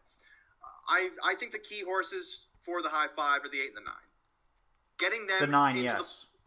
getting them into the 4th or 5th spots is key to making this ticket pay. I also think the 3 can win this race. So I'm just gonna single the 3 on top. My main issue is trying to figure out those 2nd and 3rd spots, because Can't Count Me Out, for instance, the 1 can certainly leave the gate and be up in contention, and he's also been a factor behind Jimmy's Secret, and in those races where there were just standouts entered into this bottom level. So he could certainly get 2nd or 3rd. I don't know what to do with the 2. I'm not a big fan of this horse dropping back down to this level, racing so poorly against 8,500s that this is a desperation drop by the looks of it. And he's 9-5 right now on the board. I think very beatable, but I'm not sure where he fits on the ticket. I don't think the 5 gets involved at all, just off the layoff. And then Expensive Toy is he's a weird one coming from post 6 now. 3 starts back from the 2nd tier, parked the mile, however you figure that one out, and then enters off a win, going wire to wire in the slop on New Year's Eve at London as the odds-on favorite. I don't really know how much that means, because it was a bad track. He was the odds-on favorite. Now he has a bad post. I don't know how involved he can get from there. And I'm purely asking these rhetorically, but also for your guys' input as well, because right now all I have is the 3 on top and then the 8 and 9 for 4th and 5th. The thing I like about the 3 is that, you know, Brandon's a little quick 2 back. That horse was riding a massive win streak and crushing every field. That was, you know, and then last time really had no chance from where he was and still got finished up to 29-2. Likes this racetrack, draws well. I mean, he's got, and he's capable. When we look back December 3rd, that was a huge line. Now, it was favored there, but then November 12th also got a little bit of a trip. I mean, there's a lot to like on the 3 here, especially the way the race sets up. Mm-hmm. And, you know, there's really no huge favorite in the race. I mean, the 4 is not really being bet that hard considering off that last race. I mean, any repeat of that and the horse just jogs. Mm-hmm. So that tells me maybe the horse isn't very good. Well, I don't think a lot of people saw the driver change to Jay Harris. Well, I mean, that's a huge change as far as I'm concerned. I mean, that's as good a driver at the place it is. So, and now the 4 is 2. The question is what does the 1 do? That's how you have to bet the race. Mm-hmm. So, back to what you were saying, Ray. If you're trying to construct a ticket here, and you're keying the 3 on top, I think you go inside underneath. I mean, what kind of money are you looking to spend? Well, right now, here's the ticket I have. I have the 3. About $3. I'm a big fan of cashing for as little as possible. I have the 3 on top. That's a good move, but cashing is usually the key. The thing is that I feel I'm competent when it comes to putting these tickets together. You guys remember when we went to London? It was the only thing I hit all night was the last race high 5. It was an arbitrary setup to the ticket. I have the 3. I just like to bust your balls. It's fun, and I'm going to keep doing it. And I hope you do, because at some point we can get married. I have the 3 on top of the 1 and the 4 for 2nd, on top of the 1, 2, 4 for 3rd, and I don't think the 1 and the 4 can finish 4th or 5th. That's kind of the point I'm weighing at right now. Is they're either involved or they're totally out of it. So I wouldn't do that, especially with the 1. You save what, $1 maybe? If you're using them 3rd and 4th or 4th and 5th. If I use the 1, let me ask you this: did you look at the ticket with them in it, as opposed to with them out? How much are you saving? Well, that's a good point, because if I throw them on for 4th and 5th, that's only $4.80. That's decent. I do that. There's no reason not to do it at that point. Okay. That's my point. The question is, do I add the 7 for 5th to make it 720, or do I just do? I think you have to bet it with the 7 out, because he's only 7 to 1. So you get more value trying to get the inside horses from the 2nd tier. Well, I think my opinion here is you throw the 9 on. Maybe throw the 9 on for 3rd, because that horse has been racing really well, and he's gonna get a setup here. Yeah, but this horse is usually coming in 31, 32, 30 seconds. Do you really think that he can get that much into the mix? But look at the falls apart. That's the key. Right. If the race falls apart, the 3 could lose also. So then, no, the 3's going to be closing. I mean, I don't see the 3 involved early. I expect him to be moving late. So based on the way you're going to construct the ticket, say you're keying off of the 3 to win the race, right? I would play the ticket using 1, 2, 4, and 9 underneath, and then if you want to throw the 8 on for 5th, throw them on. Or you want to throw the 7 on for 5th, throw them on. But my thing is that the 9's going to be trailing the 2, and the 2 is not going to show speed. Well, that's fine. That just means the 9 is going to be following the 2 in the outer flow, which the 2 could be first over, which is fine because that sets up for the 9. Yeah, but right off the bat, you have the 9 having to make up more ground, and that doesn't necessarily bode well for the stretch drive. These well, it does if you get the typical Mark St. Louis drive here where he decides he wants to go 27-52 to the half. So that would be interesting. Well, I think I like how my ticket is here, and I'm going to punch this. It costs $4.80 because then the more horses I'm adding, I'm adding $2.40 a horse at that point, and I don't want to punch more than $10. So my ticket is going to be 3 over the 1-4, over the 1-2-4, over the 1-2-4-8-9 for 4th and 5th. That's $4.80 for 20 cents. I'm going to hit, and I hit submit wager, and that wager is in. I'll root for you. With about 10 seconds to post here. We got 9 seconds to post, actually. 8-5 favorite, the 4, well, I did. What did he do? 3-1 second choice, the 2. Dragon Wave now down to 5-2. Third choice at 4-1, the 3. Jimmy Secret.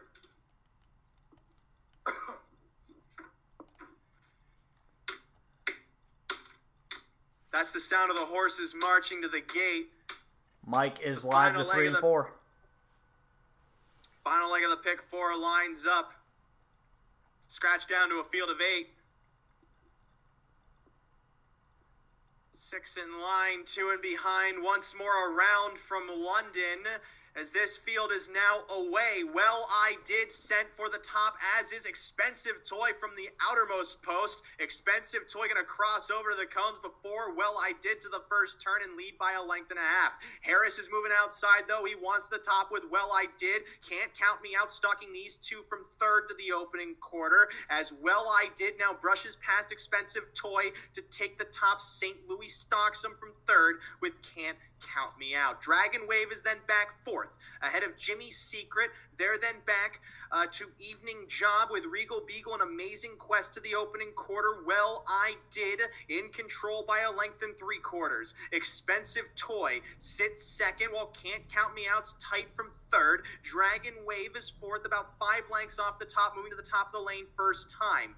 5th away then, actually Regal Beagle got away there from the 2nd tier. They're then back to Jimmy Secret ahead of Evening Job and Amazing Quest moving past the half mile. Well, I did, the one to catch, leads by 2. Expensive Toy in tow from the pocket, while Can't Count Me Out sits 3rd. Off the rail from 4th, Dragon Wave to the back stretch. Regal Beagle now 3rd up as Can't Count Me Out has made his move overland for St. Louis. Moves up to be 2nd, but with 2.5 lengths to make up on Well, I Did, who is sustaining that speed to the 3/4 pull. In front by 2.5.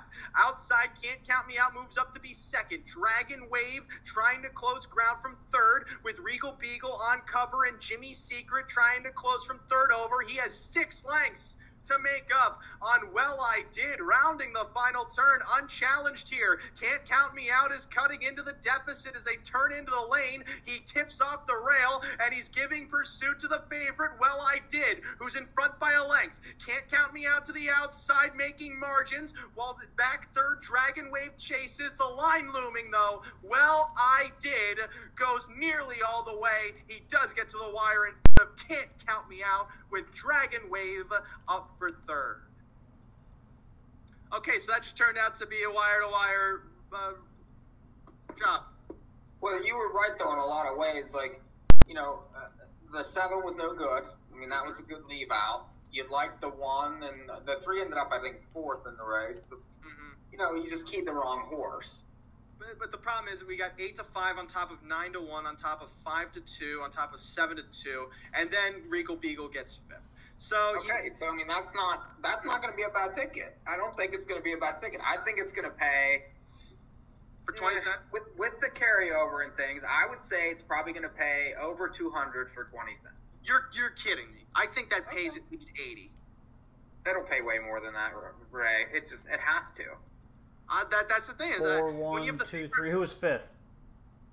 The fifth was the 8. 1, 2.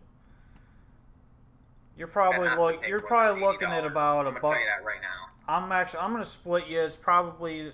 I think it's probably going to be about 150, 160 for 20 cents. Okay. I think it has to be more, but we'll see. It could be just because of the carryover. It's inside numbers, 1, 2, 3, 4, so that could hurt it with the 8. 1, 2, 3, 4. It's the 5 inside numbers. That could hurt it some. The pool, you have the favorites up there, and you have the favorite on top. The favorite on top instantly devalues. But the race was bet very, you have the horses like, the 2, 3, and 4 are all between 8-5 and 3.5 to 1. I mean, so it's not like that the 4 was 3-5 in the race. I think the horses took money. Another takeaway from that race is how we were saying it was closers all night. Not one closer there. It was just straight speed the entire way. Harris, you knew when he retook early, he was probably going to be good. I mean, otherwise he just sits there. That doesn't necessarily. He could have run out of gas. That was a possibility. But the 7 blasted off in the race, and he retook right away and took control of the race. Which, I mean, knowing the 7, that was a smart move, regardless of how much horse he had. That would have. Okay, here, what did it pay? Let me see. What did it pay? Almost $200. Really? Then maybe I had the wrong idea. Yeah. Not using the favorite on top. You could have used the 4 on top and played it the same way you played it. Yeah, but then I'm paid another $4. You know what I mean? Well, if I played it the exact same way, yes. Or if I just did the same ticket, yeah. If you throw the 4 on top, you double the ticket and you hit. I'm not necessarily a fan of. Oh well, if I just did it this way and spent more money. We talked about the 3 and the 4s being the horses in the race. I mean, it's not that inconceivable. I know it's not, but at the same time, when you're making the bet, you have to take some kind of shot. That's my opinion. But you played first off ticket. You didn't play any huge ticket, and you didn't miss by much. The first thing I want to say is that I regret saying that's my opinion, because that's the surefire way to devalue anything you're saying at the end of when you say it. So by the way, the pick 4 paid $266. Bang bang. But the point that I'm making is that with the ticket I bet is I made a decision. If I'm going to make a bet where I think it can go a multitude of ways, I shouldn't be making a bet in the first place. I completely disagree with you. Meadowlands is going. Meadowlands 10th is going to the gate. We can talk more about this after this race. Mike and I were both singled to the 1, while Rod, for some reason, had 4 more horses. I don't know why. But Hepburn Hanover, the 8-5 favorite, is the field for the 10th, is in line, in behind, at the start. Now they're off and pacing. The time to win leaves from the outside, while Embassy Sealster asks for speed from the center from Paquette. Lady of Heaven, the far outside, though, swooping up to try and take control of the first turn with the favorite. Hepburn Hanover protecting position from the rail. Fox Valley Bailey also put into the mix, 3 wide of the opening quarter, now ranging up to challenge Lady of Heaven for the top. Getting away 4th, John's One Desire, ahead of Embassy Sealster, who got to the rail in 5th.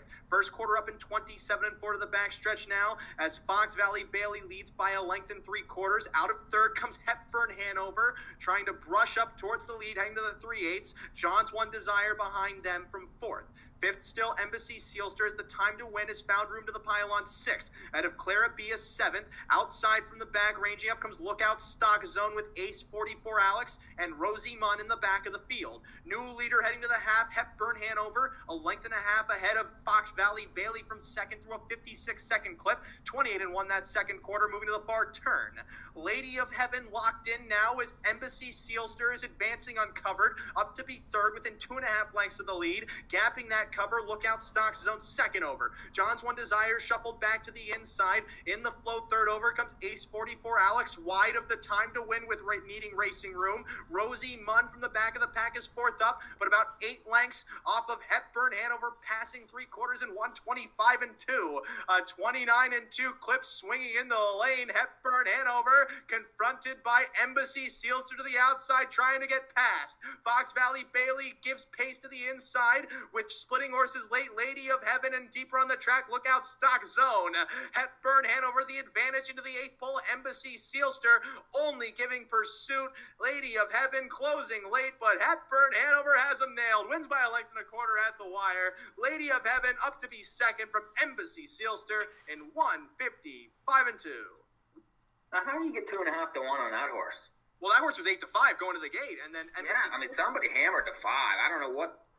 Wow, and that horse couldn't have won any easier. Charles on Twitter tweeting how he loved all of us were arguing about what the high five would pay. Who was right though? Mike had the right idea. It was between Mike and I. Oh, no, Rod, don't act like you were close. Mike was close. I was. Yeah, he was by $2. Like $2. Didn't you say it was 200? You wanted to split the difference between 80 and 200. Mike That's went like 150. It paid 182. You're I said always, 160. The version of Rod's version is always some sort of. I said 160. Not usually anywhere close to the truth. I said 160. We can play the tape. Okay. Actually, we cannot. Unfortunately, Rod spent the money we were going to invest on the tape on cocaine. That's not true. Are we doing Mohawk for tomorrow? Or are we just going to sit here and rip each other's faces off? I mean, I'm down for either. One of them I want to keep my pants on for. That one being the Mohawk pick for. That we might as well jump into. Starting in race number 4 for Saturday evening, January 12th of the year of our Lord 2019. Now, you'd think that phrase would fall out of style, but every year is the year of our Lord. Just ask Pope Francis, the first. Is he the first? Is he the first Francis in the popistry? Is he the first Francis? What? Is he Pope Francis the first? Because there were like 13 John Pauls in the Vatican over the course of history. Has there ever been a Francis, or is he Pope Francis the first of the Pope-omatic? No idea. No one knows. Don't care. All right. That's fine. Don't worry about what's happening in your world. If your world is just Mohawk Park. Mohawk Park, of course, $50,000 guaranteed pool for their Saturday pick 4 and for their early pick 4 every race card. That is WOODBINE space MOHAWK space PARK.com. That might not actually be their website. I think they're just woodbine.com. It is Woodbine Mohawk Park, or as my father so fondly refers to it, WOMO. We're going to talk some WOMO here for the next couple of minutes. As the first leg of the pick 4 is race number 4, as it usually is every night. Non-winners of $30,000 in the last 5 starts. Just the finest and brightest on the WOMO circuit gathering to kick off this sequence. Mike, in a field like this of horses that are just struggling to even afford to eat food, please bestow upon us some of your expertise and tell us which way we should be heading for this first leg. All right, I'm only 3 deep in leg 1, and of course one of my favorite horses is in this race, and that's the 7K Shadow, who I always use and I always chase. And she should have won December 7th, but was completely misdriven in that race, and was beat ahead, and then got stuck in almost a 6,600 against Pretty Hot in a race from the 9-hole, no chance whatsoever. Raced better on December 21st, but again ended up losing by 8 lengths in an upper level. And then last time, ran the She's a Real Deal, Bottom Jockey, all of which would be 1 to 5 in this race. She has back class. All she needs is a trip, and she needs to be used in the race. And I'm curious what her price will be. I'm thinking probably somewhere around 6-7 to 1 there, because she will be ignored, especially off a couple of these lines and those big odds and things. But the drop will help her significantly. The 2 is worth using, Naughty Lady B, who probably will be the favorite, getting Wah back again after losing to Artistic Madison. that horse is an upper level type mare that had a great year last year, made almost 200,000. And this horse was racing well late, just missing to that one. And, this is an easier spot for sure. I think, the inside draw, you're looking at the favorite, but you have to use her. And then the 5 on the minute mark, was impeded last time in that same race. No Shot was less than 5-1. Prior to that, ran into Jan when Jan came back off a layoff and crushed the numbers of 33,000. That horse has since stepped up and won a couple races. This horse has back class. McClure is extremely hot. Won 6 races on Thursday. He gets on this horse. Another one you really, would probably be betting the race, but I'm going to use that one too. 257. Before I get to Rod, one question I have for you, Mike, is the 10 Chocolataire shipping from Truro. How do you gauge this one? Well, I don't mind Mosaic necessarily, but I'm not really big on Toro horses. They usually have to show me something, and then this post, I would expect a conservative drive and probably wait and see for next time. All right, well then, we move on to Rod then. Rod, of course, also familiar with how Canadian horses move in circles. This circle, Rod, just a bit bigger than that of the raceways. Nonetheless, tell us about how you start this sequence. Tell us about how you start. I'm 4 deep. The 2 Naughty Lady B, I think, looks pretty obvious here. She's definitely a trip horse, but she keeps Louis Waugh to drive. She got an inside post, which she hasn't had for a few starts, and this is a pretty soft bunch here, so she should be able to stay right up close and have an impact basically the entire race. So I think she's a must-use. The 3 Woodmere Salai, or whatever the hell her name is, on a class drop. Salide, is that how you say it? Yeah, close enough. Yeah. She's on a class drop. She doesn't have any early speed, which is a little concerning in this race because there's not really a lot of early speed. But she's got an inside post. I think she fits here. She needs this class drop just to get some confidence back. And like I said, this is a soft group, so she should be able to stay within range here. The 5 on the minute mark. As Mike mentioned, Bob McClure's red hot right now. And this one last time got impeded.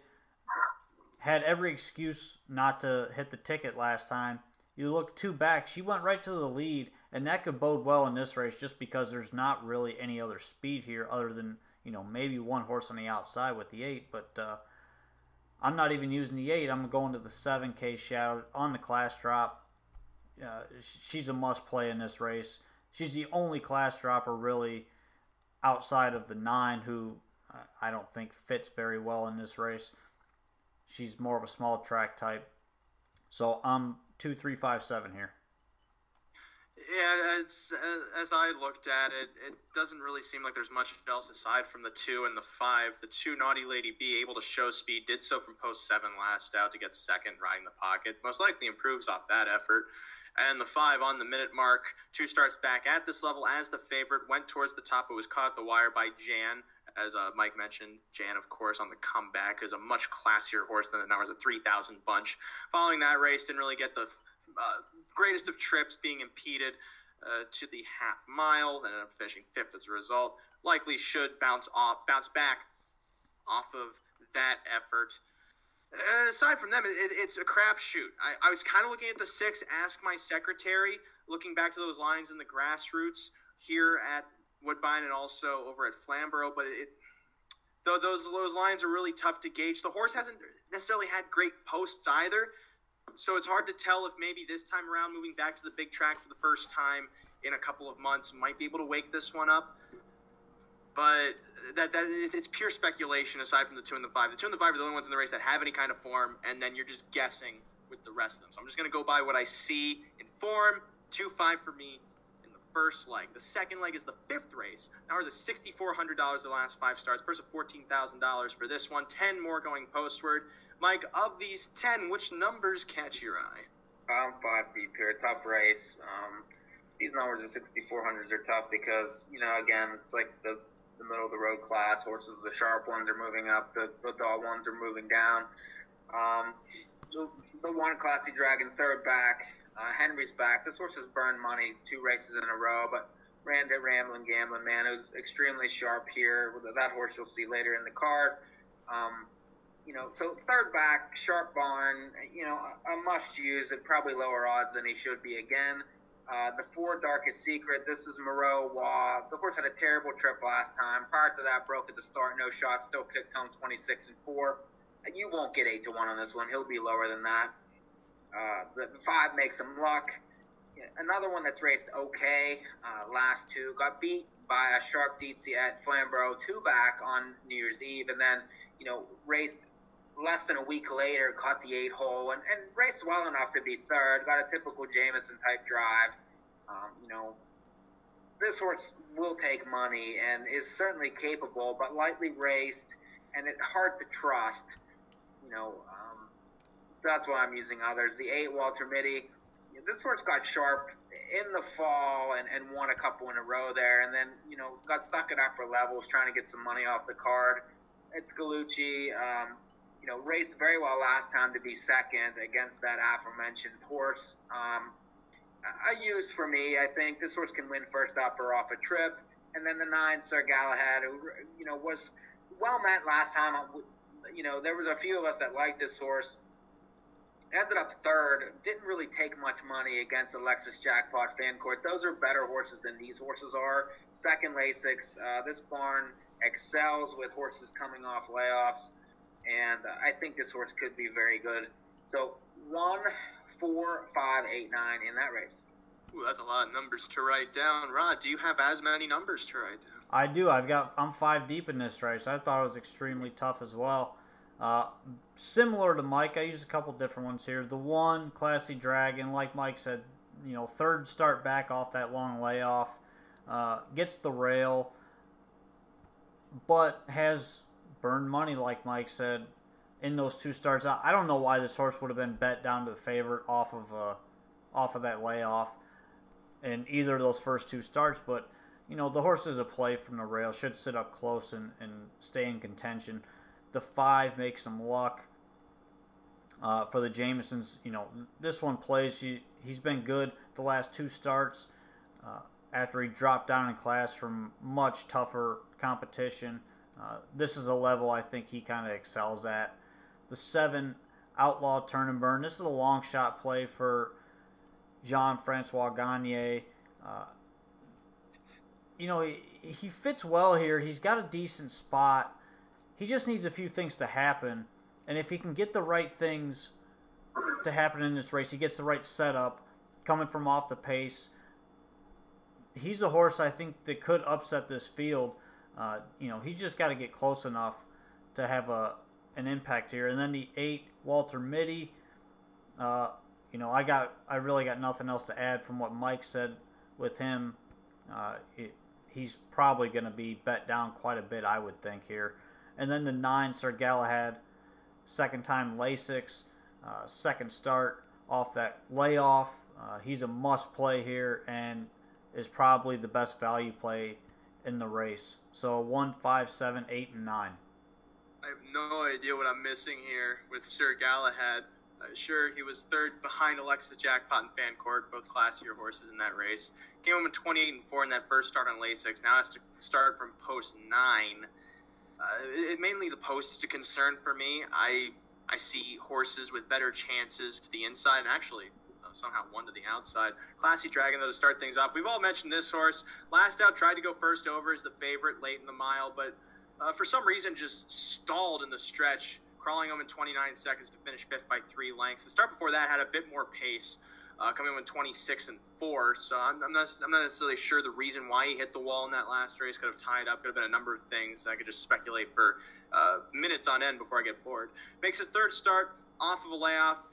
He hasn't raced since June, other than his last 2 starts. So he has some angles going for him in the post. But the rail post is definitely a help. Darkest Secret, Juan Moreau, great combination as we see time and time again at Mohawk, or as we also call it so affectionately, Womo. 3 starts back, this horse won at a condition level fairly easily as the 3-2 favorite, but in his most recent start was put into play fairly aggressively before giving way in the stretch to finish 6 by 3 lengths. Perhaps if he's not driven as aggressively, he could perform a bit better. Make Some Luck, the third one I use. Mike mentioned this one. He gets a better draw. He sat at the rail most of the way, but showed some pace late to at least get into the mix and finish third. I also throw in the 10, About a Boy, who's a bit interesting for me. Last out from post 6, got away close, then pulled off the rail heading around the final turn, but then he also stalled in the stretch. A lot of horses stalled in the stretch by the look of it in that Ramblin' Gamblin' Man race. This one finished 7th by 6 lengths. The start before that was first over again, but still came home in 27-4, giving chase to other horses. And his first start since dropping from the 10,000 level. And in the 10,000 level, 3 starts back, this horse was actually closing from off cover to finish third in 27-3 behind Rock This Way and Michael Jordan. So I think that if this horse can work out some kind of trip, mostly kicking off a helmet, he could be a live long shot for the Big Four sequence. I'm 1, 4, 5, 10 then in the second leg of that Big Four. The third leg is the 6th race, claiming handicap $18,000 to $25,000, the range of tags. We got 8 horses going posted here. Lots of familiar faces here, Mikey. We see these guys time and time again fighting one another.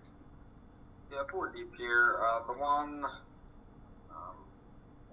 Luckless Bluegrass. This is Osceola and gets into a claimer. This horse had really had no chance last time the way the race shaped out. Prior to that, was on the front as the favorite, numbers 2,500, and it was just a dud. The fact that the horse gets into a claimer is what makes it for me, and really has some back lines. I'm sort of looking for a wake up with maybe an up close trip. I think that the horse needs to be used. The 5 is the horse I picked on top in the race. Rockin' Wizard drops from 30 optional claimers, gets away from some of the better ones, and if you look back, when this horse numbers is 7,600, then that's numbers at 10,000 races were extremely difficult. This horse fits at this level for Nixon, likes this racetrack, and I think we'll have a big chance. Gets McClure now. Again, he's racing very well. The 6, A Boy Named Suze, was very sharp in November, December at this level. Has been, the last 2 times claimed. Is fast, is sharp, gets a better post, will be favored in here. I don't think you can really trust him completely in the race. That's why I'm using others, but he will certainly be favored. And then the 8, Liz Vinny. This horse is another one that had a great year last year, won 14 races, most of them around this level. Went to Johnson, 3 back. He, popped after being protected for numbers of 4,000, and that was a really nice race, 53-3 there. Ran into tougher ones, still raced well enough to be 4th. He's going to be from off the pace, but he definitely has a chance to win the race. 1, 5, 6, 8. All right, I kind of like those numbers. Do you kind of like those numbers? I do. I'm not using as many, but I'm starting with the one, draws the rail, has early speed, should stay up close, and it's second time Lasix. You guys know I'm a big advocate of that, second time Lasix. We don't want to bleed it now. Yeah, I usually don't, I'm not a big first time Lasix person, but second time Lasix, it's one of those medications they have to get used to. I love that angle, and the horse draws the inside, should stay close, must use for me. The 5, Rockin' Wizard, on the class drop here. I don't know, he's really been in this cheap for quite a while. He plays here. He's got to get back into form. His last couple of just so-so races, I'm not big on him here, but I think he's a must-use on the class drop. The 6, A Boy Named Susie, you don't really have to say too much about him. He had 13 wins last year, made over $100,000. He looks like he's back in form again, so he's a play anytime that he's in form. 1, 5, 6. I got 3 of them. I agree with the boy named Seuss, who's been claimed in his last 2 races. That last race in particular as the 9-5 favorite, came from 15 lengths off the lead to finish second by a head. In the stretch alone, off of 3 quarters, he gained 8 lengths on horses to come in 27-2. So the horse is definitely live, and that is as evident by the fact that this horse keeps getting claimed. I also do use Liz Vinny Third start off the claim here for Johnson. Won at first, asking odds of 5-1 when going away from the claiming tags. Now jumps back into the level where he was claimed 3 starts ago and where he dropped anchor entirely. Have to think that something just went awry there. He has 2 good races coming into this one, so I have to think this horse is heading to the right direction. But I also throw on the 4, Jimmy B. Good. This one's also making his 3rd start off a claim. Was claimed 3 starts back by Marty Fine when this horse was the favorite. This horse, he also really likes to come from off the pace. Last out, he sat a bit closer to the mix before going wide into the final turn and not really doing much damage through the stretch. But 2 starts back, he also won at this level. I have to think that he perhaps could return to that kind of form, or that kind of form could just spurt out of him at any point. He's a hit and miss kind of horse, as many horses tend to be. But I'm 4, 6, 8, the 6 and the 8, the strongest of my contenders in that 3rd leg. Final leg, it's the 7th race. Now, there's a $15,000 for the last 5 starts, as we're also watching to see when this 11th race of the Meadowlands goes off. Hopefully it'll go off before or after we finish this one. 10 horses going postward in this higher level condition race. Mike, of the 10, who do you got? Pretty deep to finish. The One American Virgin, 3rd back class. This horse was a monster here 2 years ago. Just, basically was winning the preferred almost every week. Has tailed off, but you got Moreau, Waugh, 3rd back, no Sintra in here. I would expect this horse to race very well. Getting Waugh, and I think is a must use. The 5, Beatsy, has crushed 2 in a row in the preferreds at Flamborough. Prior to that, was racing well enough. Now it was a 15,000, now it was a 19,000. Here, likes the big track and is live here at a price, I think. I like Jameson getting on here. I would expect this horse to race well. And then the obvious one, the 9, Nirvana Sealster, drops out of preferreds. This horse has made over $1 million. Likely will control the race. Gets away from Easy Lover, who has won, I think, 6 or 7 in a row now. He'll be on the front. It's just a matter of, and he's better than most of these horses. It's a matter of, can he slow it down enough to, kick home late? So 159. Rod, you finish how? I'm 3 deep here. The 1 American Virgin, like Mike said, 3rd off the layoff here. He draws inside, gets Louis Waugh back on. This is a must play from the inside with that combo. The 6, always a hot shot. He drops out of the preferreds. This is a level that he fits much better at. His last couple have been kind of lackluster, but I think on the class drop you're going to see him improve a little bit. And he raced decently last time, just in over his head. And then the 9 Nirvana Sealster, one you have to have on your ticket here if you're playing this pick 4. You can't throw him off on this class drop. So 1, 6, 9. My one question with Nirvana Sealster, before I talk about this race, is it seems like there's a lot of speed here, including with Cinnabar Dragon, Big Bang Boom, a lot of early speed. Do you think that at any chance kind of sets it up more for a closer? Yeah. I mean, Nirvana. I think it would. I mean, it's I agree with you, but the problem is he's faster than the rest of them, and he can control the race. Mm-hmm. So, and he can sustain his speed better than anything else in here as well. That's the thing. Well, I guess for that reason, I'll throw him on with 30 seconds to go before this race at the Meadowlands. I'm virtually the same. I use the 1 American Virgin, I use the 5 DT, and I use the 9 Nirvana Sealster, all for reasons we've already said, which makes my ticket go as follows. For 20 cents, I go 2-5 with, let me pull it up on my screen. I start 2-5 with 1, 4, 5, 10, with 4, 6, 8, with 1, 5, 9. I don't know how much that costs. It's 2 by 4 by 3 by 3. So I'll figure that out. Mike, your ticket. 257 with 1, 4, 5, 8, 9 with 1, 5, 6, 8 with 1, 5, 9 is 36. Ray, yours is 1440. My ticket is 2, 3, 5, 7 with 1, 5, 7, 8, 9 with 1, 5, 6 with 1, 6, 9. It's $36. Once more around before we go, the final leg of the pick 4 from the Meadowlands. None of us are alive, unfortunately. Yeah, we are. I am. Mike is alive. I forgot. I'm live. I forgot. This field for the final leg is in line. In behind at the start, they're off and a trotting. No recess, tried to time the gate, but now moves out for the top for Callahan. Bastille also showing speed. Stars above Alaraj to that one's inside, makes it 3 across to the first turn.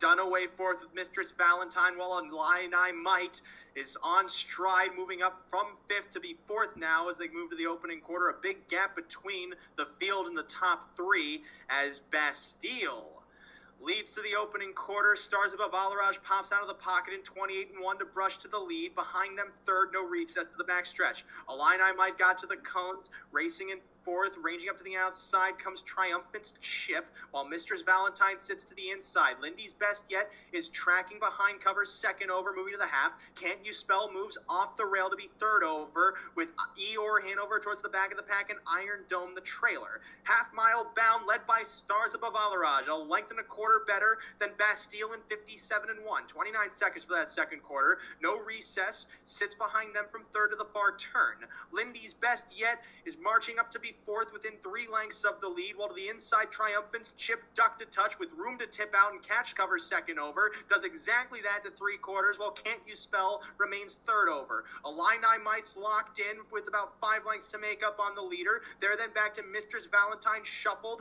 with Eeyore Hanover moving 3 wide and Iron Dome keeping pace past 3/4. It's Stars above Alaraj, a half length better than Lindy's Best Yet in 1:26-3. Room opens for Bastille now to the inside as he tries to slide past the leader, and off cover comes Triumphant's Chip and Illini Might deeper on the track. Bastille emerges on the lead. Triumphant's Chip trying to catch that one to the center with no recess, having room to the inside, and Illini Might coming late too, but Bastille has blown him away. Bastille wins by a length and 3/4 on the end from Triumphant's Chip. Illini Might and looked like no recess 4th. Bastille stormed home in 1:55-3.